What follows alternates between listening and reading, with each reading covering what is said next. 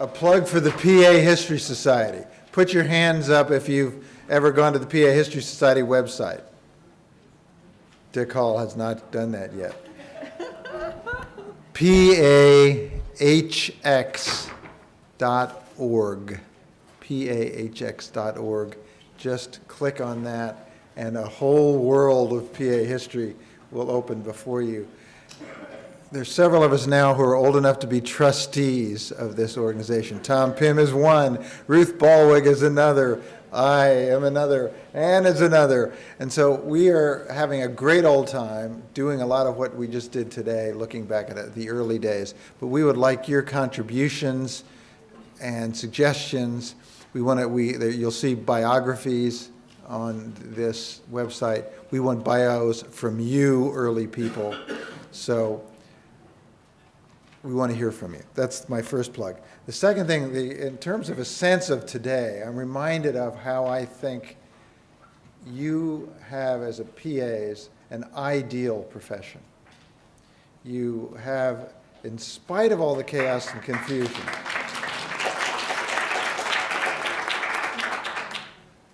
as Ann Bliss says, to know one is to love one. That was one of her great comments about what's a PA? To know one is to love one. In spite of the confusion that was discussed and the continual evolution from one role to another, you still have, I think, the most vibrant, power-packed 2 years of education and therefore future of any health profession I know. It's just extraordinary.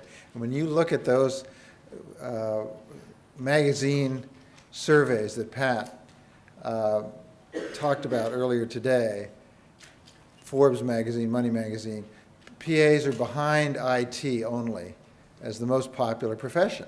The first physician subspecialty on the list is about 17th in one or 21 in another. Who wants to go to school for 4 years and residency for 4 and run up all that debt and to take care of patients when you can do that if you really want to be clinicians, which is what you want to do? 97% of graduates are doing clinical medicine.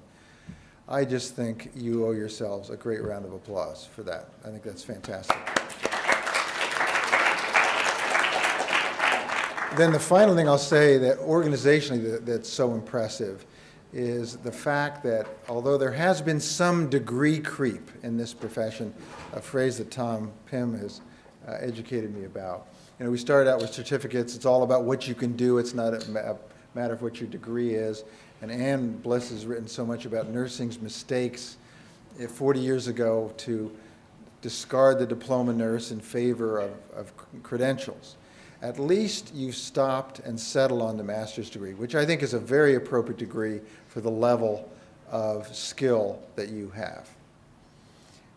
There was an Atlanta summit 2 years ago that I was fortunate enough to be part of, in which PA leaders talked about what should be the terminal degree for our profession. And we heard the people from physical therapy talk about their history in the last 8 years. They've gone from one program in the country that grants a doctorate in PT to every program in the country. So all PT people coming out, physical therapists, are doctors of PT. The same thing in occupational therapy, the same thing in pharmacy. We're about to see nursing practice with this doctor of nursing degree come down the highway. None of us know what that means. But I think you've been very, very smart to say, this is who we are, this is what we're going to do. That's what the summit decided that weekend. That's what the AAPA, PAEA went along with and validated.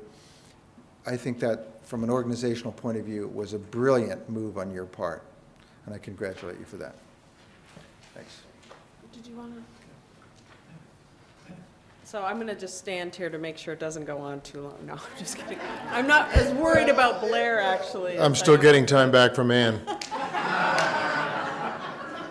So I kind of live in a different world now in terms of policy and big trends, and I thought I would share in sort of a 30,000-foot view 7 mega trends that I think you might want to be. One is the quality revolution, starting with the IOM report, and that's now front and center. No one's saying, no, America's the best. And The second is transparency in the internet. So on the cover of the Boston Globe and whatever are the adjusted cardiac mortality scores for every hospital in Boston. That would have been unthinkable 8 years ago.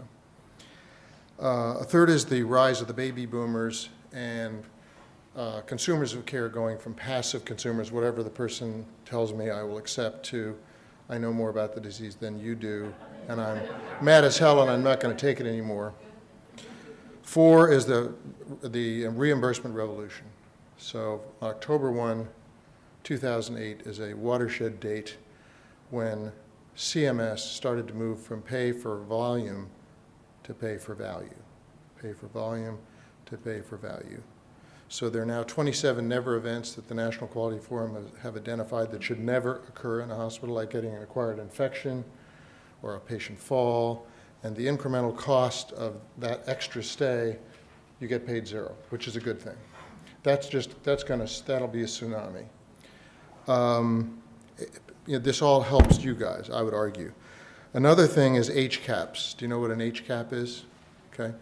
Mandatory patient satisfaction reporting. Hospital Consumer Attitude Patient Preference Survey.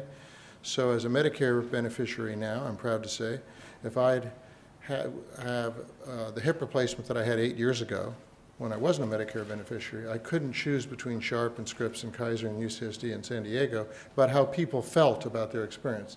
Now I can go on the internet, one place, because every Medicare patient upon discharge has to give you that information. So if you can improve the patient experience, you're going to drive value. Very big mega trend. CMS is a completely different organization under Don Berwick, and who may not last much longer, but don't think of it just as a payment system. It has a Center for Innovation. It's doing amazing pilot work, and Michael talked about this earlier. It's a source of great new knowledge and ideas. Sustainability and green is about to become mainstream.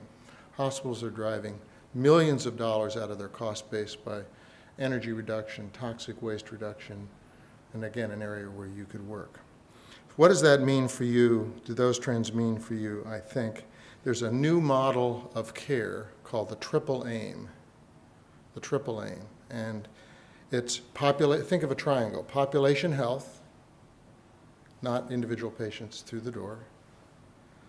The patient experience, and reducing cost per capita. And the mechanism for doing that are called accountable healthcare organizations, ACOs, which will be new models, new legal models of doctors and hospitals. PAs can play a huge role in this, these ACOs, and they will start to take over. Because we have two ways of cutting costs out of the system. Is usually the salami approach, cut every doctor by 10% or every hospital by 15%, or do something more intelligent, which is to give, more like Canada, a defined amount of dollars to a new organization in which PAs can play a prominent role to do those three things. So I think those are really huge. I would continue to avoid the ideological debates. We're more polarized than we've ever been in my lifetime. And so you guys are staying out of that. That's a good thing. Second thing I would say is get really involved in quality improvement. Understand the methodology and the research about quality improvement. I would have it in every curriculum and every PA program in the country. I would know all about Institute for Healthcare Improvement. They give it all away. It's all free, but it's a whole different way of looking at problems. Small sample size, small test of change as you go, not randomized trials over a 10-year period. I would really continue, as you did last night, put the patient voice first. Put the patient in the center of the circle. And if you can talk about what you do from the standpoint of the patient perspective, you'll win. And too many of the other arguments get lost. If you can do research and cost reduction, that reduce cost per capita of care, that's a win. So I, for example, Mary, would love to see, if you're not already doing it, and that's my last point, you've been doing hospitalists at Yale New Haven Hospital? For X years. Well, how, a la the British Columbia question, you said one of the motivations versus physicians, Ruth, what's that relative cost? And how does that go to the bottom line? Because if you can start showing the cost effectiveness of PAs in these different settings, as opposed to physicians or other practice models, you'll get CEOs to want, to become indispensable. You'll change policy in your states, and you'll help with playing major roles in accountable care organizations. So those are just some thoughts that I had for you. Thanks.